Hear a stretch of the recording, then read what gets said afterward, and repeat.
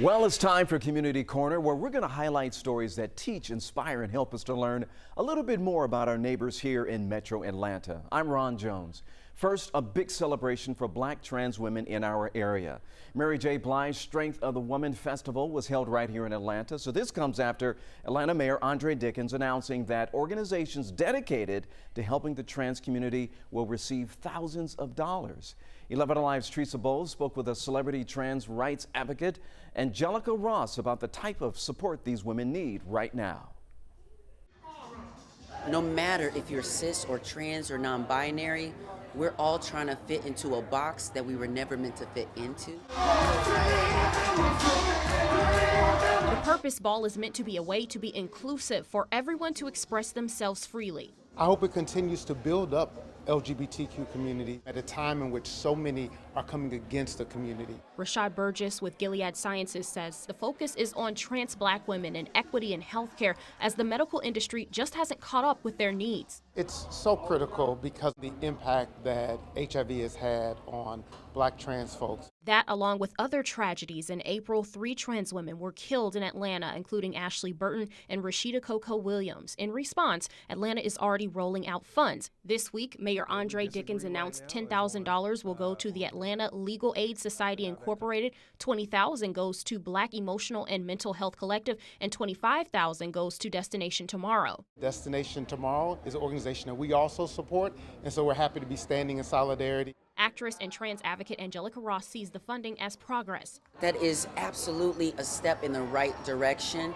Trans organizations are well underfunded. In fact, LGBTfunders.org's data shows trans communities receive less than 1% of all foundation funding. That's 1 penny for every $100 awarded. So literally every penny counts. And beyond the celebrations, donations, and causes, Ross says laws can't get in the way of the support of not just trans women, but all women.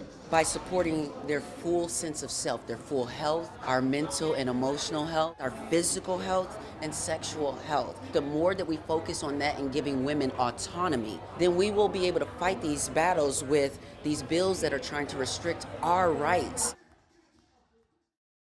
A horse camp in Atlanta is helping at-risk youth turn things around for the better.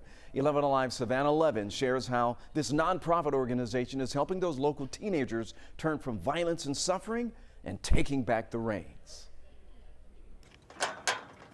Time spent at Morgan Valley Ranch. Let's get a saddle on him quickly. It's time meant There. for reflection. Got it. That horse shows you who you really truly are inside. If you're emotional, then he's emotional. If you're angry, then he's angry. Lily Morgan has felt it all. Well, it's hard when you're in survival mode. When you come home and there's nothing to eat on the table. I lived that life, streets. I was that kid. Now the adult Let's get it, let's go. she needed back then. This right here, this changed my life. This, a ranch, Okay, good, merge. a nonprofit, a haven. These are at-risk children, low-income housing. The parent may be dealing with some type of drug issue or some type of substance that they have to get away from. The juvenile system, foster care kids. But here, Ooh, we're gonna have some fun, yes. just kids. Seeing how everyone else was really open about themselves and how brave they were, it just kind of made me feel brave in a way. Lauren McKee has learned a lot from these animals. Horses are like humans with 4 legs.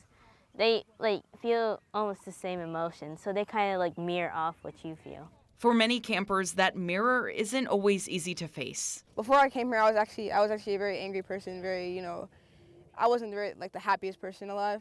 But now I'm very happy where I am. I learned to control, I learned to manage. I feel safe over here. With each session, Close your eyes, breathe. a deeper lesson. You have a choice. You choose your day. You choose your life. You choose how you want to feel, nobody else. Load, lock, and release.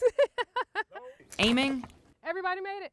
for greatness That's what I'm saying, y'all remembered. and healing. Peer pressure, cyberbullying, bullying in general.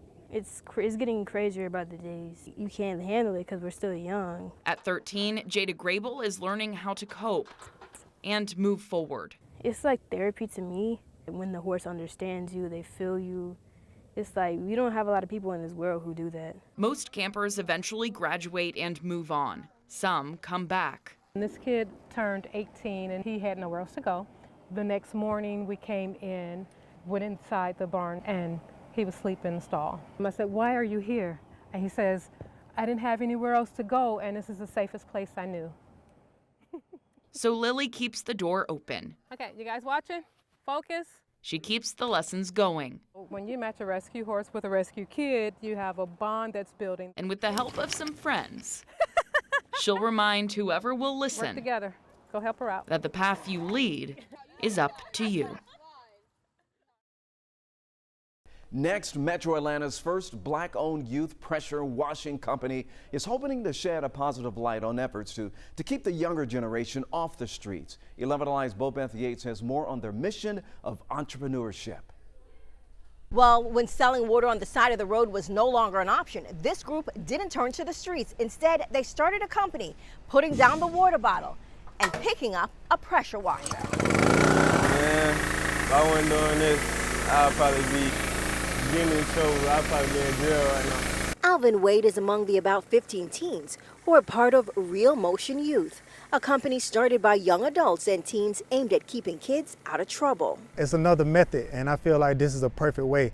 You out in a safe environment, away from the streets, so I just think it's a good alternative overall.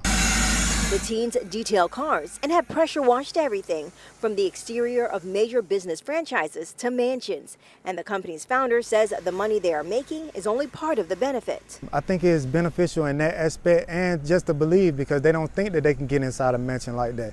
But when they get exposed to them and they're out there working, I believe they feel like it can come true for themselves. Sentiments echoed by Devin Lofton. Before I got in Real Motion, it was fighting, a lot of fighting, trying to prove myself. I used to hang out a lot with the wrong crowds, hang around bad people, hang around gangs, stuff like that. It's bad influence, I could say now. Instead, Lofton and the other teens say they're focused on reaching their dreams, which seem closer to becoming a reality. It's a pressure washing business, car washing business, and everything above. It's a family, truth be told. I love Real Motion. I look at it as a family every day. Every time I come to work, I smile.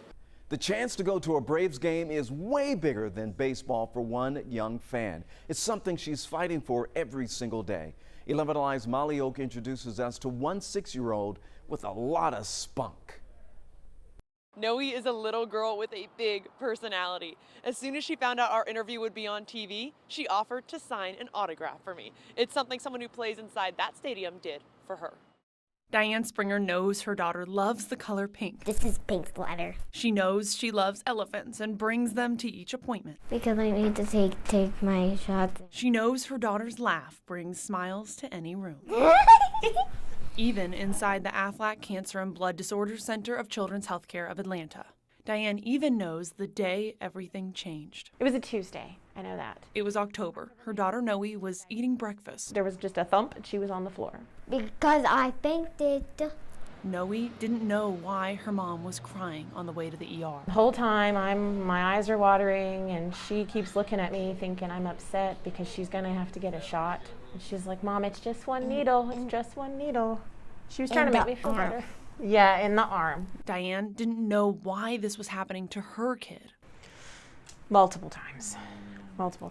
I'm still thinking that. It was not fun being at the hospital. Like, I've asked myself why, and then I went through the whole process of, like, did I cause it? It is leukemia. Acute lymphoblastic leukemia, which is the most common kind of cancer that we see in children. Dr. Lauren Rainey is Noe's pediatric oncologist. She's an absolute character. Like, she is just one of the cutest things. I know it does. Dr. Rainey knows that even though this is heartbreaking, life-changing news right now, I know that we have an excellent chance of curing her child and giving her a long, happy life and more of the fun and exciting things. Things that make all the difference to Noe. Trick-or-treating at Children's, getting to celebrate her 6th birthday at home, or opening a surprise from the Braves. He signed the ball for me. A signed baseball and a hat, knowing that one day she may finally see a baseball game from the stands. It's a moment Diane knows keeps Noe fighting. I get cancer's butt every single time. You're kicking cancer's butt. This month, thousands of Metro Atlanta students are ending the school year, and students from one local charter school is now going to be heading off to summer with lessons on how to help their community. 11 Alive's Jerry Carnes takes us to Amana Academy. Her mission is more than just a passing grade. With a bucket and some plastic pipe, 6th grader Azian Abbas is transforming lessons learned in the classroom into hope for the hungry. People in food deserts don't have access to healthy food.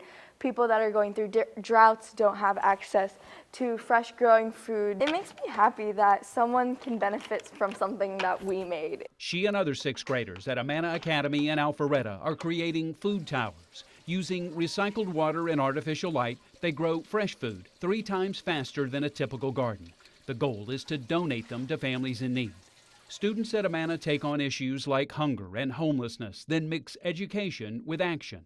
8th graders built shelters that will be donated to help protect the homeless from the elements. First, students must understand. You never know, that little small problem might create the domino effect, and then that could lead them to homelessness. Amana is among the schools in Metro Atlanta that work with EL Education, a national nonprofit that guides public schools on ways to address social issues. This is this idea that you should be getting smart for a purpose, and that purpose isn't just for yourself. It's to make your community, your family a better place. At Amana, the first step is to develop empathy. We want them to feel something when they think about that problem. And so rather than me saying, all right, design this. The community is their classroom. You can see in Atlanta that there's a lot of people that are living in high-class homes, and right next to those high-class homes, there's just people that are living on the streets. It's how these students are learning to care. It's the luck of the draw for one Woodstock Middle School teacher who just won $3,000. We're talking about Amy Kleinman Kinney. She recently moved here to Metro Atlanta, and it turns out that she is bringing a story of strength and resilience along with her. Kleinman Kinney is a former yoga teacher at Marjorie Stoneman Douglas High School in Parkland, Florida. She was there in 2018 on the day of that mass shooting, and she stayed at the school until the freshman class at the time graduated. She then moved here to Atlanta to start a new chapter in life, but says teaching is something she just couldn't leave behind. When I came here, I wasn't sure I was going to go back into teaching, and I kind of looked at a lot of different jobs, and I just kept being drawn back in and drawn back in.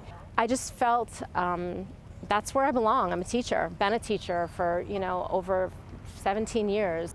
Absolutely. By the way, Miss Kleinman Kinney starts this new chapter with some luck on her side here. She entered a national contest for new movers and was randomly selected out of thousands of entries to win that $3,000. Now, she says that she plans to put some of that money toward her yoga nonprofit organization, and the rest of it, she's going to use it for her sons on a summer vacation.